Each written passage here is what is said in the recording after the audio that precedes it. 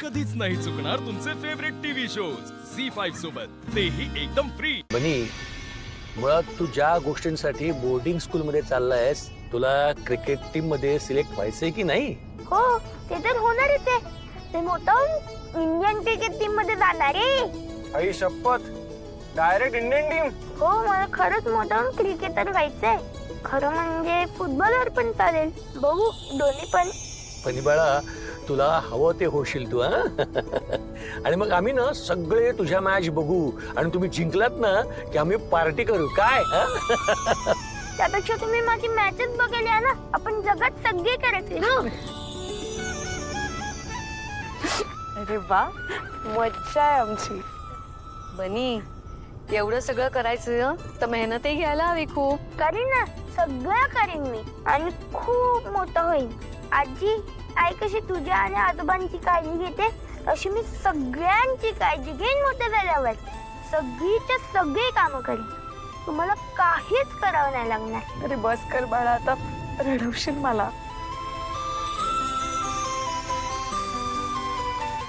अरे बनी, तू फक्त आई बाबा आजी आजोबा यांचीच काळजी घेणार का? माझं काय? अरे तू तर माझा बेस्ट फ्रेंडच आहेस ना, तर मग आपण कायम एकत्र राहू. अरे वा.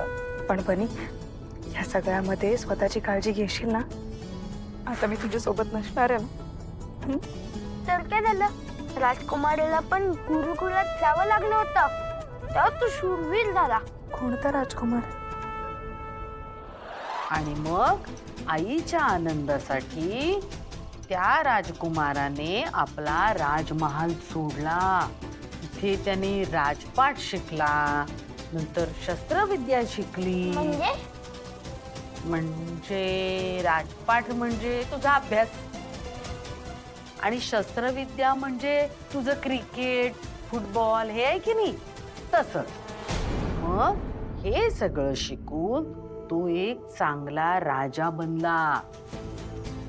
त्याने उत्तम राज्यकारभार केला आणि त्याची प्रजा आनंदी आणि सुखी झाली.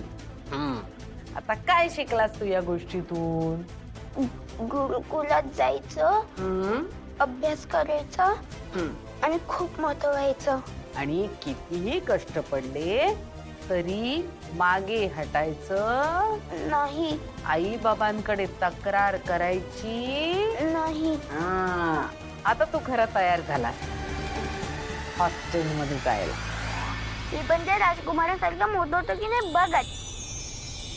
बनी, खूप छान गोष्ट होती हं तुझी. पण कोणी सांगितली ही गोष्ट तुला? मी तर नाही सांगितली कधी. ते तर मी कुठेतरी वाचली होती. Good boy.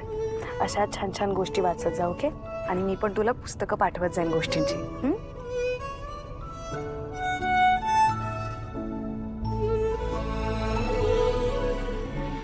झी5 ॲप डाउनलोड करा आणि पहा सर्व एपिसोड्स एकदम फ्री.